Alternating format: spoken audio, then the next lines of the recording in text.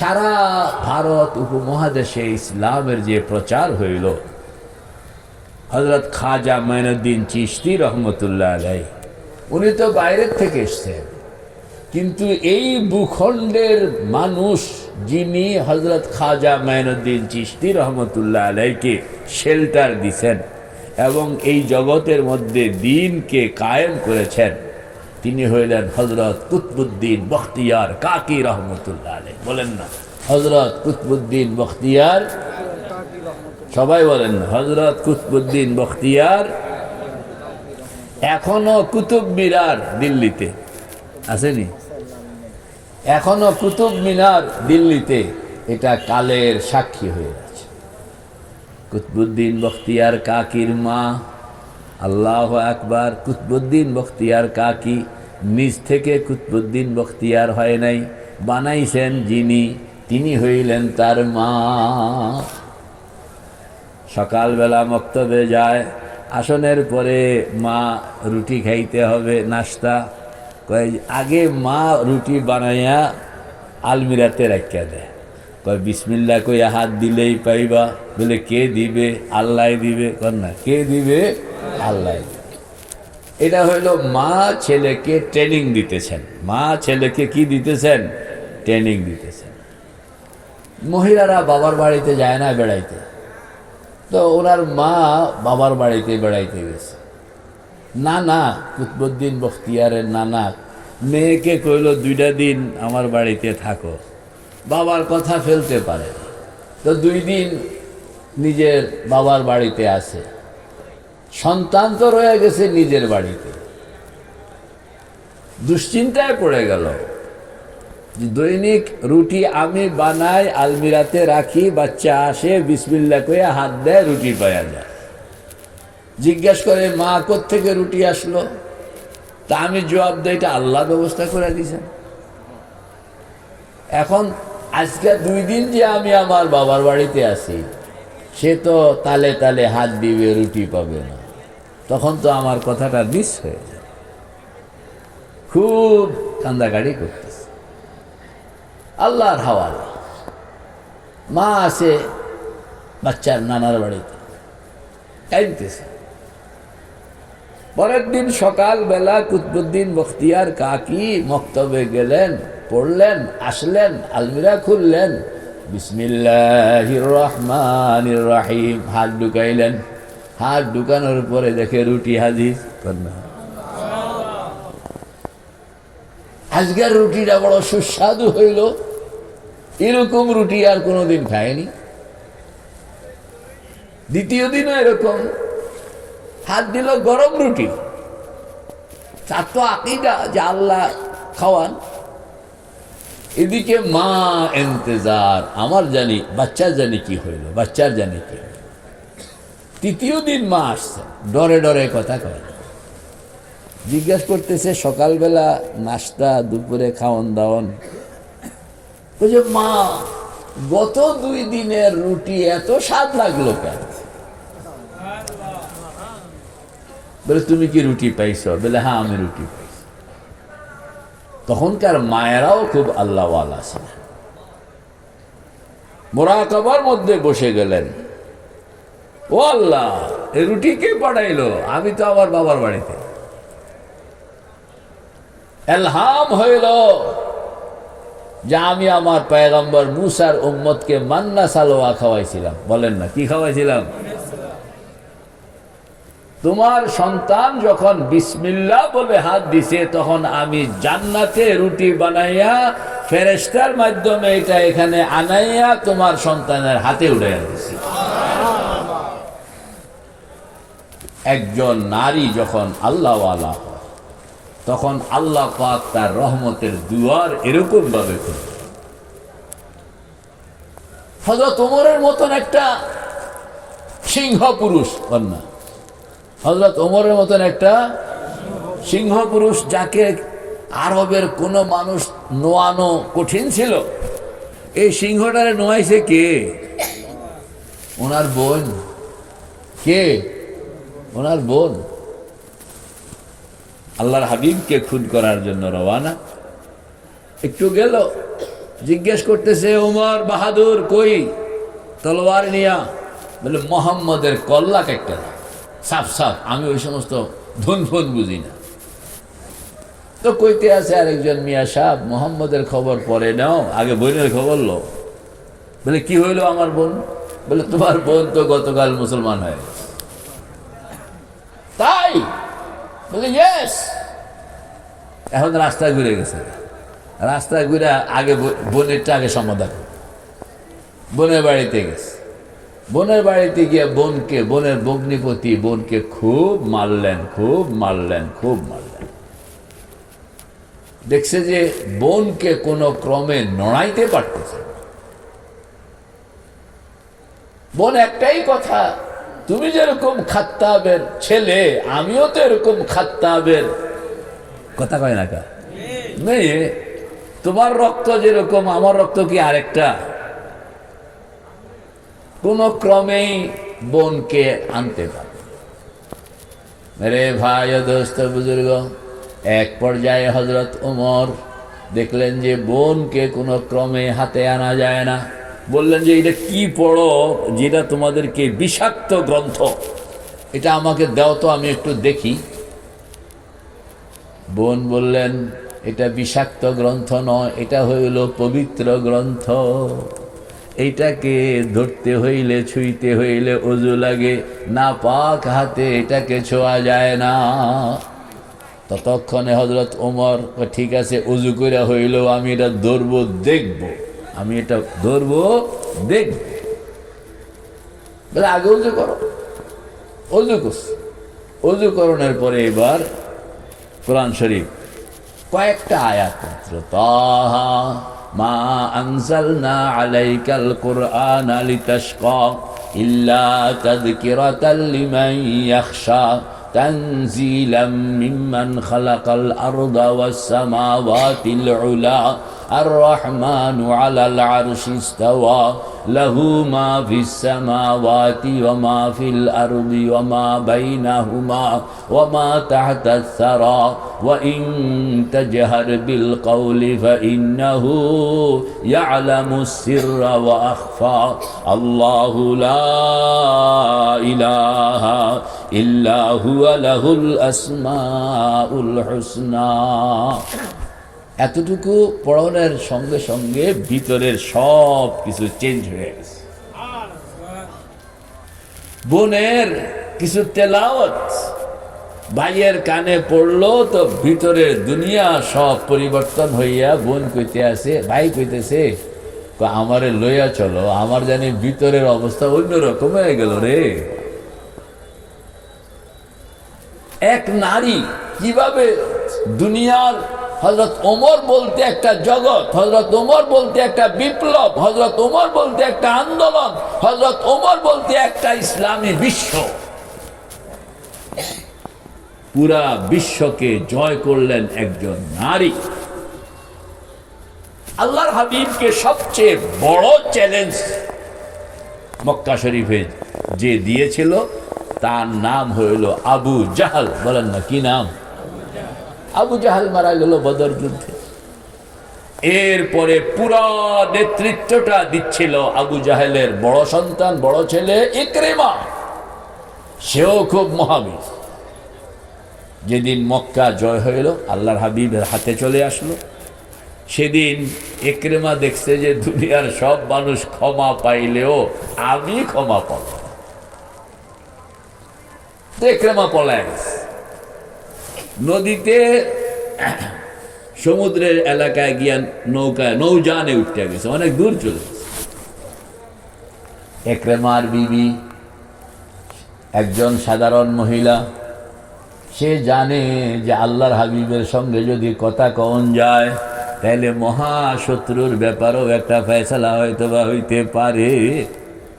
ইকরিমার বিবি বুদ্ধি করলেন, আল্লাহু আকবার, আল্লাহর হাবিবের কাছে গিয়া বলে, ইয়া রাসূলুল্লাহ, আমি ইকরিমার ওয়াইফ, ইকরিমাকে যদি আমি আপনার সামনে আনতে পারি, ইকরিমা যদি মুসলমান হইয়া যায়, আর কোনো দাবি আছে? আল্লাহর হাবিব বললেন যে, আমি তো দুনিয়া জয় করণ আর রাজত্বকরণের জন্য আসি নাই, আমি তো মানুষকে পড়াইতে আসছি লা ইলাহা ইল্লাল্লাহ, লা ইলাহা ইল্লাল্লাহ, লা ইলাহা ইল্লাল্লাহ মুহাম্মাদুর রাসূলুল্লাহ। ইকরিমার বিবি আর কোনো কথা কইলেন না, সোজা উঠতে গেলেন, ঘোড়ায় উঠলেন, ঘোড়া ঘোড়াইয়া সেই সমুদ্রের পাড়ে গেছে। ইকরিমা তখন নৌকা ছেড়ে দূরে চলে গেছে। ইকরিমা ইকরিমা ইকরিমা, ফিরে আসো।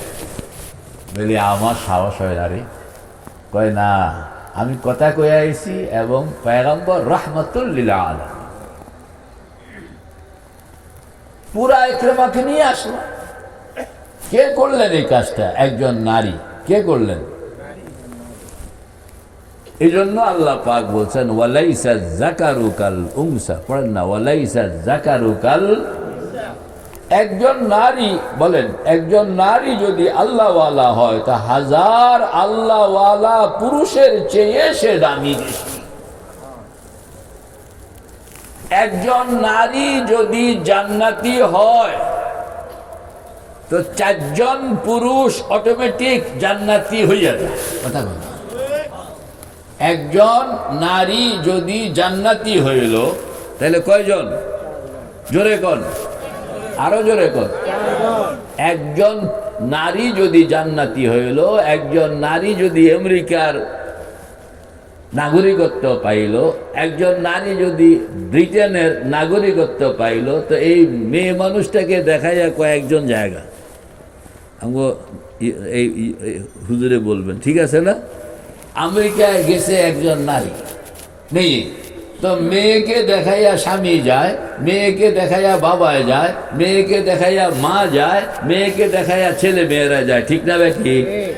দুনিয়াতেও এই সিস্টেম আছে। হাদিসে পাকের মধ্যে আসছে যে একজন নারী যদি জান্নাতি হইল, বলেন না, একজন নারী যদি, তাইলে তাকে রেফারেন্স করে মিনিমাম কয়জন পুরুষ অটোমেটিক জান্নাতি হবে? কয়জন বলেন? কে কে? এই নারীর বাবা, এই নারীর স্বামী, এই নারীর সন্তান, এই নারীর ভাই। কয়জন এলো কন্যা? কে কে? বাবা, স্বামী, সন্তান, ভাই। বাবা, স্বামী, সন্তান, ভাই। কথা কয় না কা? বাবা, স্বামী, সন্তান, ভাই। কয়জন এলো? 4 জন। সিঙ্গেল সিঙ্গেল হইলে না 4 জন। যদি সন্তান বেশি হইল তাহলে তো সংখ্যা আরো বেড়ে যাবে। আল্লাহ। আবার একজন নারী যদি জাহান্নামী হইল, কথা কন না, একজন নারী যদি, তো কোনো প্রশ্ন ছাড়া 4 জন পুরুষ অ্যারেস্ট হয়ে যাবে। কন্যা, কোনো প্রশ্ন ছাড়া 4 জন পুরুষ কি হয়ে যাবে? জাহান্নামী হয়ে যাবে। এরা কারা? বলে আগের 4 জন। কে কে? বাবা, স্বামী, সন্তান, ভাই। আবার কর, বাবা, স্বামী, সন্তান, ভাই। সুবহানাল্লাহ। একজন নারীর কত সম্মান! যে নারী হইল জন্ম থেকে মৃত্যু পর্যন্ত মেহমান। কথা কন না, নারী হইল জন্ম থেকে মৃত্যু পর্যন্ত একটা টাকাও তার নিজের জন্য সে রোজগার করণ লাগে না। পুরুষ হইল শ্রমিক, নারী হইল মেহমান। আমার কথাগুলো আপনারা মুখস্থ করতে হবে। বলেন না, পুরুষ হইল শ্রমিকে কি করে? কাম করে। নারী হইল মেহমানে কি করে? কোনো কাম নাই, জুতা বুঝা লাগে, ঘুরে আর ভাত খায়। কথা কন না? সুবহানাল্লাহ। পুরুষ হইল শ্রমিক, কাম নাই, ভাত নাই।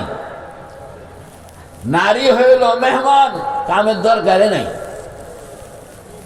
জন্মের পরে বাবার মেহমান। কথা কয় না কা? বিয়া হয়ে গেছে স্বামীর মেহমান। কথা কয় না কা? স্বামী মারা গেছে, ছেলের মেহমান, ছেলে নাই তো ভাইয়ের মেহমান, ভাইও নাই তাইলে এটা রাষ্ট্রের মেহমান, মানে সে মেহমানি, বলেন না সে কি আল্লাহ। একজন পুরুষ কামাই করলে এটার মধ্যে অনেকের অংশ থাকে, কিন্তু একজন নারী যদি একটা টাকা রোজগার করে এখানে কারোর কোনো অংশ নেই, এটা 100% তার। উদাহরণ, আপনি 100 টাকা ইনকাম করলেন, তাইলে এই 100 টাকা যে আপনাকে দেওয়া হইলো পুরাটা কিন্তু আপনাকে দেওয়া হয়নি। এই 100 টাকার মধ্যে আপনার বাবার অংশ আছে, মার অংশ আছে, বিবির অংশ আছে, ছেলের অংশ আছে, ভাইয়ের অংশ আছে, মসজিদের অংশ আছে, মাদ্রাসার অংশ আছে, ভিক্ষুকের অংশ আছে, পাড়া প্রতিবেশীর অংশ আছে, সবার অংশ মিলাইয়া 100 টাকা হইল। তো আল্লাহ পাক আপনার পকেটে ধরাইয়া দিলেন। যদি আপনি পুরাটা খাইয়া ফেলেন তাহলে নাদান বলা হবে, হক আদায় করেন নাই, অপরাধী বানানো হবে। এটা আপনি পুরাটা খাইতেও পারবেন না, এটা লইয়া গিয়া বাবাকে কিছু দিবেন, মাকে কিছু দিবেন, সন্তানকে কিছু দিবেন, ভাইকে কিছু দিবেন, মসজিদ মাদ্রাসায় কিছু দিবেন, গরিব মিসকিনকে কিছু দিবেন, এরপরে বাকি যদ্দূর থাকে এদ্দূর আপনি খাইবেন। কথা বল না। এই 100 টাকা যদি কোনো নারী ইনকাম করলো তাইলে এখান থেকে কাউকে এক পাইও দেওয়ান লাগে, এটা পুরাটা তার। দেখছেন একজন নারীকে আল্লাহ পাক কি সম্মান দিলেন।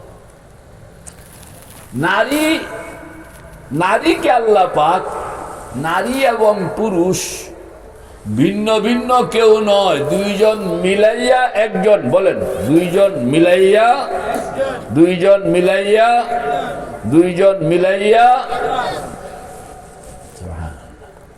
এই জন্য জান্নাতের মধ্যে স্বামী স্ত্রী থাকবে, মা বাবাও থাকবে না, ছেলে মেয়েও থাকবে না। জান্নাতের মধ্যে ছেলে মেয়ের কারবার দরকার নেই, মা বাবা, জান্নাতের মধ্যে মা বাবারও কোনো কারবার দরকার আসেনি।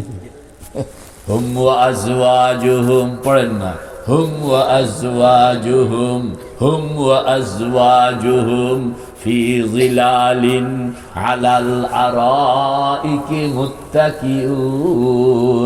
আল্লাহ পাক বলেন, তুমি আর তোমার স্ত্রী কন্যা, তোমরা আর তোমাদের স্ত্রীরা, ছেলের কথাও নাই, মেয়ের কথাও নাই, বাবার কথাও নাই, মার কথাও নাই। বলে হুজুর এটা কেমন কথা বলেন, মা বাবা ছাড়া? আরে বাজান, মা বাবাও তো একটা স্বামী স্ত্রীর ব্যাপার আছে, কথা কন না। ছেলে মেয়ের স্বামী স্ত্রীর ব্যাপার আছে না। আপনি খালি ছেলে মেয়েকে এতটুকু লিলিফুট মনে করলে হইব? সুবহানাল্লাহ। একজন, আল্লাহ পাক বলে দুইজন মিলাইয়া একজন, বলেন না দুইজন মিলাইয়া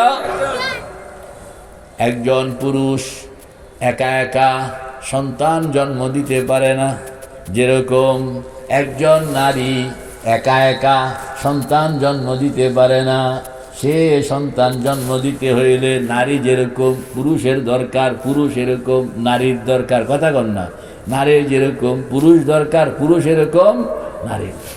বোঝা গেল দুইজনে মিলে হইল কমপ্লিট, কথা কন না। দুইজনে মিলে হইল কি, আর আলাদা আলাদা ভাবে ইনকমপ্লিট, আলাদা আলাদা ভাবে কি ইনকমপ্লিট। নারী আর পুরুষের মধ্যে বলা হয়, নারীকে বানানো হয়েছে পুরুষের পাঁজরের বাঁকা হাড্ডি থেকে, বলেন না। নারীকে বানানো হয়েছে পুরুষের পাঁজরের বাঁকা হাড্ডি থেকে, কথা কন। নারীকে বানানো হয়েছে পুরুষের পাঁজরের বাঁকা হাড্ডি। বলে হযরত আদমকে সরাসরি বানানো হইল, হযরত হাওয়াকেও এরকম সরাসরি তো বানাইতে পারতেন আল্লাহ পাক। এটা আদমের বাঁকা হাড্ডির দরকারটা লাগছে কি? প্রথম নম্বর কথা হইল, প্রথমবার যেই কামটা হয় এটা একটু কম সুন্দর হয়, এটাকে যখন সম্পাদনা করা হয় তো বেশি সুন্দর হয়, কথা কন না।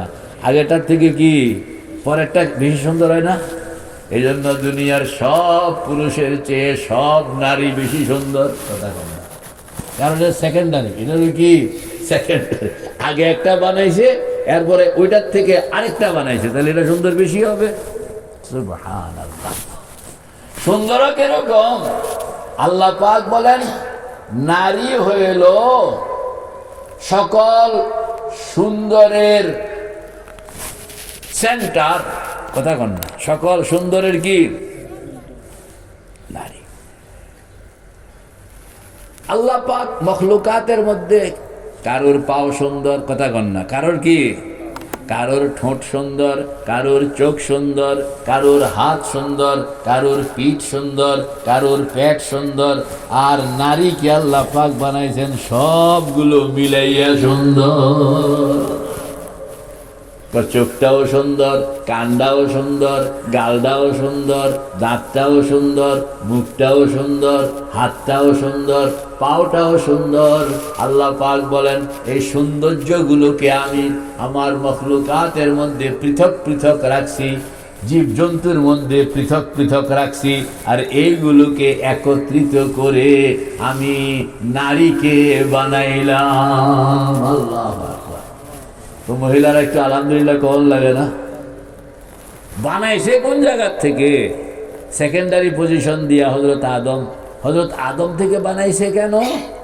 যেন নারী আর পুরুষ আলোক কিছু মনে করা না হয়, যেন মনে করা হয় আমি আর আমার স্বামী দুইজন আসলে একজন। বলেন না, দুইজন মানে দুইজনের মধ্যে আল্লাহ পাক এরকম একটা সম্পর্ক রাখতে চান যেটা হায়াতে মৌতে জান্নাত পর্যন্ত থাকবে, এরকম একটা হায়াত রাখে।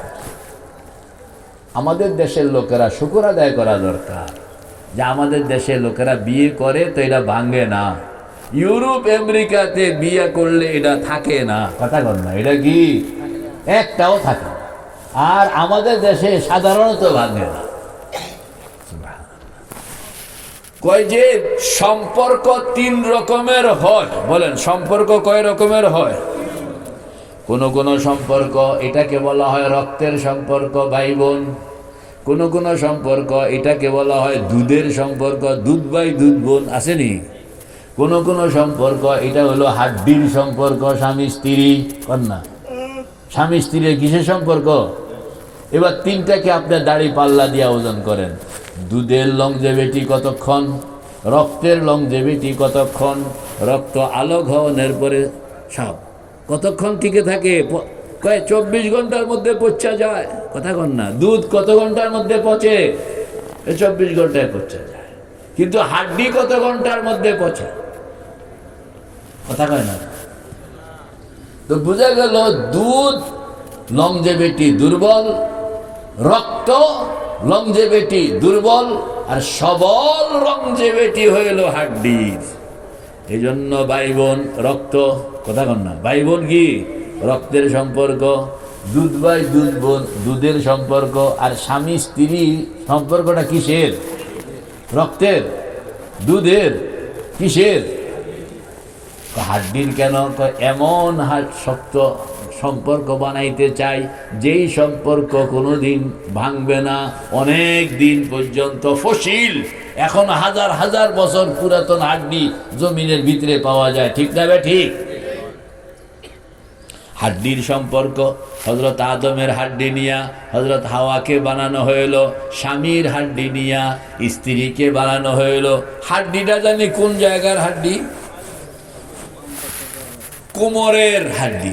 সোজা কথা, কিসের হাড্ডি? কোমরের হাড্ডি, পাঁজরের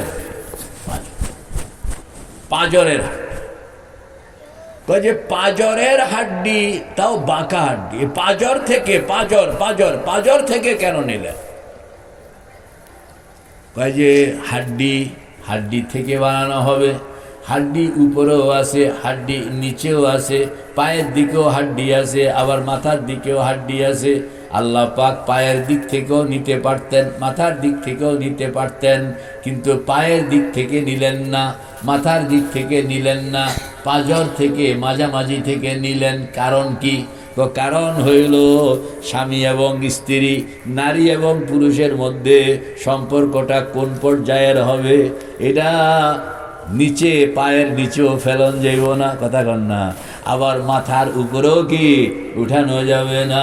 নিচের থেকে যদি হাড্ডি নেওয়া হইতো তাইলে পুরুষেরা নারীদেরকে পায়ের নিচে ফিসা ফেলতো, উপরের থেকে যদি হাড্ডি নেওয়া হইতো তো পুরুষেরা নারীদেরকে মাথায় তুললা নাচতো।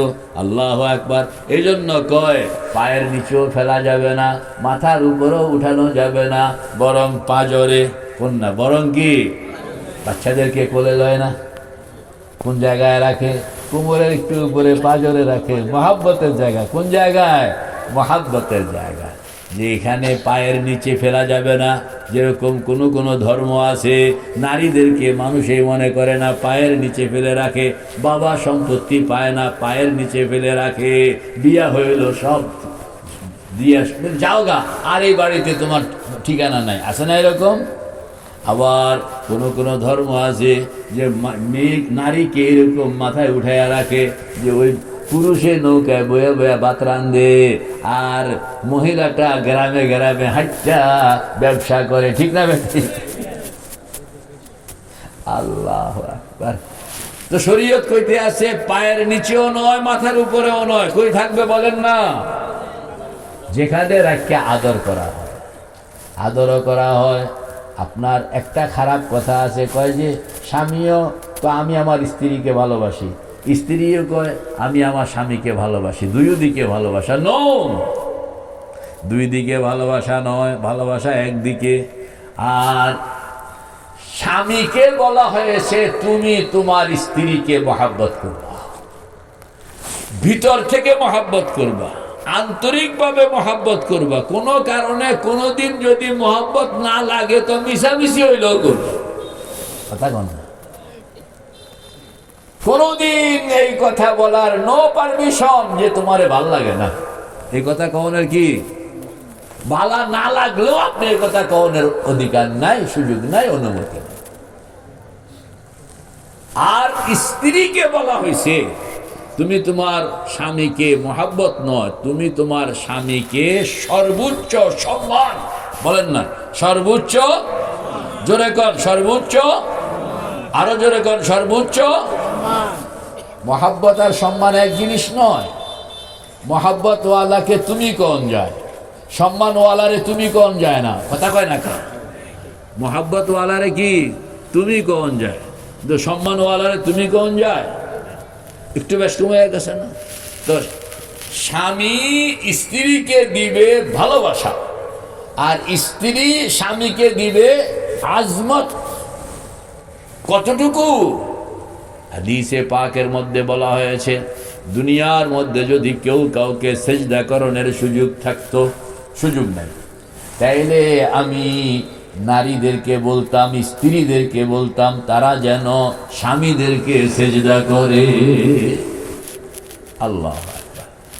তাইলে দুই দিক থেকে দুইটা, পুরুষকে বলা হয়েছে তুমি মহাব্বত করবা স্বামী, আর স্ত্রীকে বলা হয়েছে তুমি স্বামীকে বড় বড়, যত বড় মহান, যত তাকে সম্মান, রেসপেক্ট। পুরুষরা হইল বোকা, কথা কন না। পুরুষরা হইল কি, কথা কয় না। পুরুষরা হইল কি বোকা। কিরকম? অনেক ব্যাককল আছে, গ্রামের মধ্যে কোনো দাম নাই, কিন্তু ঘরের মধ্যে বউর লগে কি আমি কম বুঝি, কথা কয় না কা? বউর লগে কিন্তু এই কথা ঠিকই কয়, আমি কি কম বুঝি নাকি? অথচ সারা গ্রামে তার 2 পয়সা দিয়েও কেউ দাম দেয় না। কিন্তু বউর এখানে গিয়ে সেই অধিকারটা পাইতে চায় যে আমিও বুঝি, কথা কন না, আমিও কি বুঝি। এর জন্য বিজ্ঞানীরা বলেন যে পুরুষ হইল ওয়ান কাইন্ড অফ ম্যান, এটা বোকা। পাম দিলে ফুলে, কথা কন না, পাম দিলে কি ফুলে। আল্লাহ। নারীরা হইল চৌকুশ, পুরুষরা হইল বোকা। এই জন্য নারীদেরকে বলা হয়েছে তুমি তোমার স্বামীকে সর্বোচ্চ সম্মান, বলেন না সর্বোচ্চ, আরো জোরে বলেন সর্বোচ্চ সম্মান দিবে। যেই স্ত্রী তার স্বামীকে সম্মান দেয় ওই ঘরের মধ্যে কলহ হইতেই পারে, ইম্পসিবল। সম্মান ভালোবাসা পাইতে হইলে সম্মান দিতে হয়, কথা কন না? ভালোবাসা পাইতে হইলে সম্মান, আপনি যদি সম্মান না দেন তো ভালোবাসা পাবেন না, ওই বেটা ভালোবাসা দিতে পারবে না। স্বামীর সঙ্গে কখনো মুখে মুখ রেখে কথা বলবেন না, তর্ক করবেন না। স্বামীর সামনে আওয়াজকে উচ্চকরণ নিষেধ, কারণ স্বামী হইল ইজ্জতের জায়গা, রেসপেক্ট। হিন্দুরা যে স্বামী মরে গেলে জিন্দা স্ত্রী সতীদাহ ছিল কিনা, মানে স্বামীর জন্য তার ত্যাগের সীমানাটা দেখাইতেছে, যদিও এটা না যায়। স্বামীকে, শব্দটা আমার পছন্দ নয়, স্বামীকে দেবতা মনে করা, কথা বলেন না, স্বামীকে শব্দটা পছন্দ নয়। শরীয়তে বলা হয়েছে যে তুমি স্বামীকে সর্বোচ্চ, বলেন না, সর্বোচ্চ সম্মান, সর্বোচ্চ সম্মান। আমার কাছে একজন আসছে, কয় হুজুর আমার স্বামী বেতাল, আমার বাসার মধ্যে এরকম মহিলাদেরকে নিয়ে আসে। আমি বললাম যে আপনি কোনো কিছু কোয়েশ্চেন টোয়েশ্চেন নেই? কয় না, আমি তো এখনো কই নাই, তো আমি সহ্য করতে পারতেছি। সাবধান, নো টকিং, কোনো বলবেন না, দেখেও কইবেন না, বরং মানুষের কাছে আপনি বলবেন যে আমার স্বামী খুব ভালো, খুব ভালো। আপনি যতদিন কইবেন আমার স্বামী খুব বালা, স্বামী ততদিন পর্যন্ত আপনাকে আড়াল করে করে যা করার করব, আড়াল করে করব, সামনে করবে না, কথা কন না? আপনি যদি কয়ে লাইলেন আমার স্বামী কিন্তু এরকম, তাহলে পরের দিন ওই মহিলাকে আপনার সামনেই সব কিছু করা হবে। ডর বাঙ্গাইয়েন না, কথা কন না, ডর বাঙ্গাইয়েন না।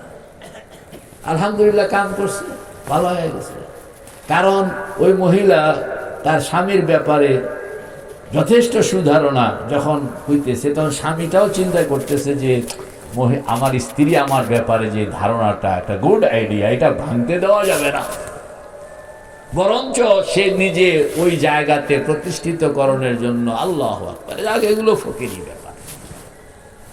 আমি কইতেছিলাম স্ত্রী স্বামীকে কি দিবে বলুন, জোরে কর, সম্মান না সর্বোচ্চ সম্মান? সর্বোচ্চ সম্মান, সর্বোচ্চ সম্মান। কারণ পৃথিবীতে সর্বোচ্চ সম্মানের সিম্পটম হইল সেজদা, যেটা আল্লাহকে করা হয়। হাদিসে পাকের মধ্যে বলা হয়েছে যদি সেজদা কোনো মানুষকে সেজদা করা জায়েজ থাকতো, তাহলে আমি বলতাম স্ত্রীরা যেন স্বামীদেরকে সেজদা করে, মানে সর্বোচ্চ সম্মান। তো বলেন না, বলতেছিলাম পাঁজরের থেকে হাড্ডি নিয়ে বানানো হয়েছে যেন সম্পর্কটা দীর্ঘমেয়াদী হয়, যেন সম্পর্কটা কি হয়, দীর্ঘমেয়াদী হয়।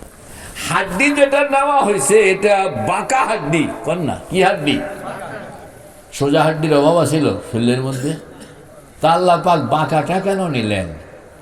বাঁকাটা নেওয়ানোর কারণ হইল দুইটা কাঠের টুকরা আপনি যখন মিলান, মাঝখানে একটা পেরেক ঢুকান কিনা, পেরেকটা দুই কাঠের পেটের ভিতরে দিয়া ঢুকা বাইরে যায়, বাইরনের পরে এটাকে সোজা রাখেন না বাঁকা করে দেন? কথা কয় না কেন? সোজা রাখলেন না কেন? যদি পেরেকটাকে মাথাটা এরকম বাঁকা না করো, তাইলে দুইটা কাঠ দুনিয়ার সুখ দুঃখের দুনিয়ার মধ্যে খডর খডর করতে করতে একসময় দুই কাঠ খুললা যাবে। আর যদি পেরেকটাকে বাঁকা করে দেওয়া যায় তাইলে খডর খডর মৌত পর্যন্ত চলবে, মগর দুই কাঠ আলোক হবে না, বুঝলেন? এই জন্য হাড্ডি যেটা নিছে এটা হলো বাঁকা হাড্ডি। যে বাঁকা হাড্ডিটা বাঁকা হওয়ার কারণে মোহাব্বত দিয়ে আপনাকে এরকম পেঁচায়া রাখবে যে সুখ দুঃখের খডর খডর, কথা কয় না কা, সুখ দুঃখের খডর খডর আপনার দুনিয়ার মধ্যে সম্পর্ক বিচ্ছিন্ন হবে না। মেরে ভাই ও দোস্ত বুজুর্গ, এই যে হাড্ডি, সম্পর্কটা এরকম হওয়ার কারণে আম্মা জান হযরত খাদিজাতুল কুবরা রাদিয়াল্লাহু তাআলা আনহা পৃথিবীর মধ্যে শ্রেষ্ঠ উদাহরণ।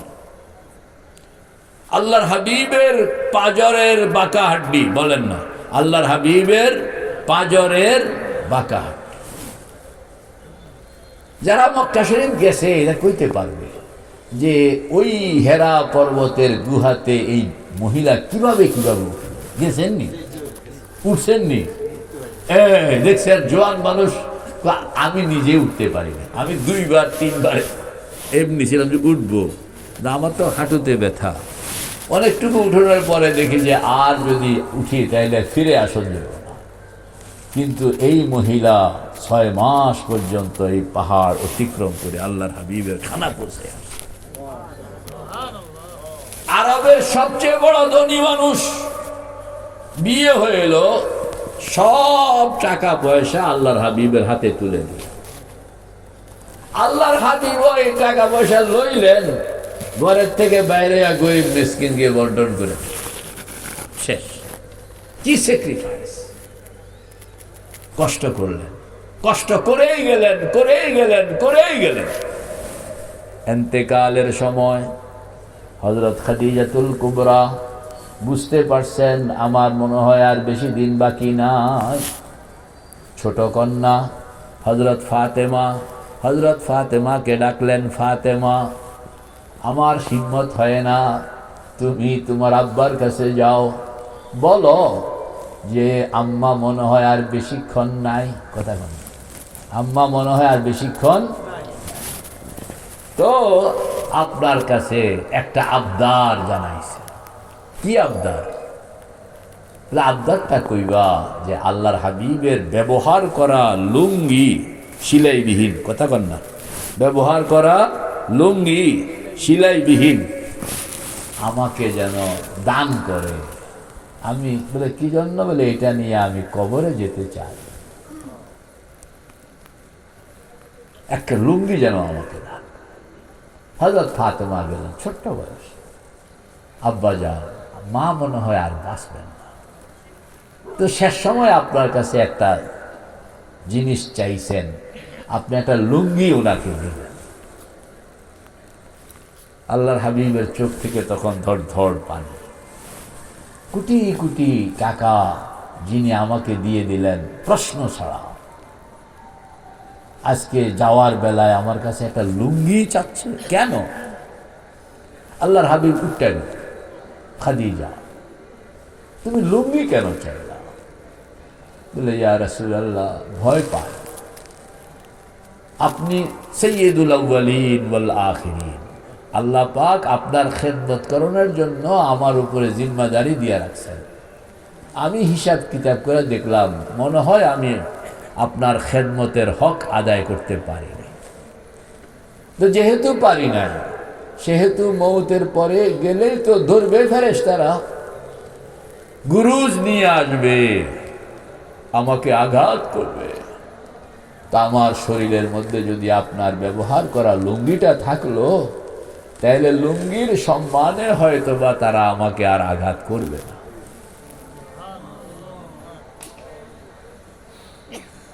আল্লাহর হাবিবের চোখ থেকে তখন আরো পানি, কথা কইতে পারছে। অবশ্যই তোমাকে আমি দিব, আমার ব্যবহার করা কাপড় দিব। হযরত খাদিজা তখন বললেন, ইয়া রাসূলুল্লাহ, আরেকটা আবদার সরাসরি আমি আপনার কাছে করতে চাই। সেটা কি? বলে, আমি শুনছি মানুষ মারা গেলে তাকে তো কবরে শোয়ানো হয়, মাথাটা বাইতুল্লাহ কিবলার দিকে রাখা হয়। যদি আল্লাহর কাছে সে প্রিয় বান্দা হয় তাহলে তার চেহারা কিবলামুখী থাকে। যদি আল্লাহর কাছে প্রিয় বান্দা না হইয়া থাকলো তো চেহারা ঘুরে যায়, এরকম শুনছি। তা আপনি আমাকে যখন কবরে রাখবেন, শেষবারের মতন আপনি একটু চেক করে দিবেন যে আমার চেহারাটা কিবলামুখী হয়ে আছে কিনা। যদি হইয়া না থাকলো তাহলে আপনি চেপ্পা চুপ্পা এটারে কেবলামুখী বানায় দিল। আমি বাঁচতে চাই। আল্লাহর হাবিবের চোখের পানি আরো বেড়ে গেছে। ততক্ষণে হযরত খাদিজার ইন্তেকাল হল। আল্লাহ রসুল নিজেই আয়োজন করলেন, নিজের পরনের পোশাক দিয়ে হযরত খাদিজাতুল কুবরার কাফনের আয়োজন করলেন। কবরে নামাইলেন, মাটি দেওয়া হল। মনে হইল যে খাদিজার একটা ওসিয়ত ছিল, একটু দেখি তো। মুখ থেকে কাফনের কাপড় সরাইলেন, দেখলেন যে খাদিজার মাথা, মুখটা বাইতুল্লাহর দিকে রাখা ছিল, এটা বাইতুল্লাহর দিকে নাই, সোজা হয়ে। তা আল্লাহর রসুল ধরে চাপ দিয়া এটাকে বাইতুল্লাহর দিকে ঘুরায়, ঘুরানোর পর আবার সোজা হয়ে গেছে। আবার ঘুরে আনে, আবার সোজা। আল্লাহ রসুল তখন কেঁদে দিলেন, ও আল্লাহ, আমার খাদিজা কেন এরকম হচ্ছে? জিবরিল চলে আসলেন। জিবরিল বলতেছে, ইয়া রাসূলুল্লাহ, আপনি 1000 বার খাদিজার চেহারা কেবলার দিকে ঘুরাবেন, খাদিজার চেহারা কেবলার দিকে যাবে না।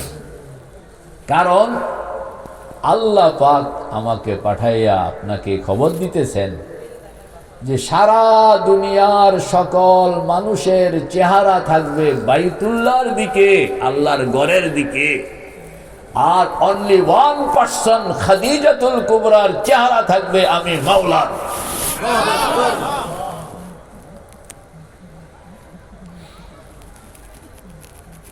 স্বামীকে যখন কেউ রেসপেক্ট করে, সম্মান করে, আল্লাহ তার জন্য এরকম মুবাশশারাত নসিব করেন। আল্লাহ আমাদের সকলকে কবুল করেন, আমিন। ওয়া আখিরু দাওয়ানা আনিল হামদুলিল্লাহি রাব্বিল আলামিন। দুরূদ শরীফ। আল্লাহুম্মা সাল্লি আলা সাইয়্যিদিনা ওয়া নাবিয়িনা ওয়া শাফিঈনা ওয়া হাবিবিনা ওয়া মাওলানা মুহাম্মদ সাল্লাল্লাহু তাআলা আলাইহি ওয়া আলা আলিহি ওয়া সাহবিহি ওয়া বারিক ওয়া সাল্লিম।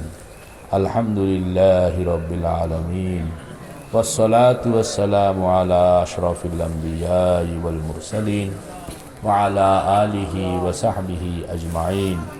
আয় আল্লাহ, দারুত তাকওয়া মহিলা মাদ্রাসা কবুল করে লও, ছাত্র শিক্ষক সকলকে কবুল করে লও, ছাত্রী শিক্ষিকা কবুল করে লও, যারা আয়োজক ব্যবস্থাপক কবুল করে লও, এই মাহফিলকে কবুল করে লও।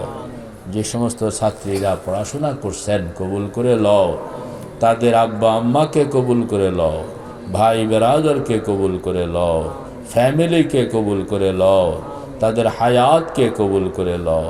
ইয়া আল্লাহ, ইয়া আল্লাহ, দুনিয়ার রং তামাশা বাদ দিয়া আমার এই মেয়েরা, এরা দুনিয়ার রং তামাশা করতে পারতো, ঢাকা টাউনের এত কাছে, রাস্তাঘাটে হাঁটতে পারতো, বেপর্দা চলতে পারতো, সব কিছু ত্যাগ করে তোমাকে পাওয়ার জন্য, তোমার হাবিবকে পাওয়ার জন্য হযরত খাদিজা যে সম্মান নিয়ে কবরে গিয়েছেন, এই সম্মান নিয়ে কবরে যাওয়া, এই সম্মানের সঙ্গে দুনিয়াতে সমৃদ্ধির সঙ্গে থাকা, ও আল্লাহ, তুমি এই কন্যাদের সকলকে কবুল করে লও, আমাদের সকলের গুনাহগুলো মাফ করে দাও, এই মাদ্রাসার সকল হাজাতকে পূরণ করে দাও। হযরত মাওলানা মুফতি সাইদুল ইসলাম বিক্রমপুরীকে কবুল করে লও। রব্বানা তাকাব্বাল মিন্না ইন্নাকা আনতাস সামিউল আলিম ওয়া তুব আলাইনা ইন্নাকা আনতাত তাওয়াবুর রহিম। সাল্লাল্লাহু তাআলা আলা খাইরি খালকিহি মুহাম্মাদিন ওয়া আলা আলিহি ওয়া সাহবিহি আজমাইন বিজুদি সুবহানা রাব্বিকা রাব্বিল ইজ্জাতি আম্মা ইয়াসিফুন ওয়া সালামুন আলাল মুরসালিন ওয়ালহামদুলিল্লাহি রাব্বিল আলামিন।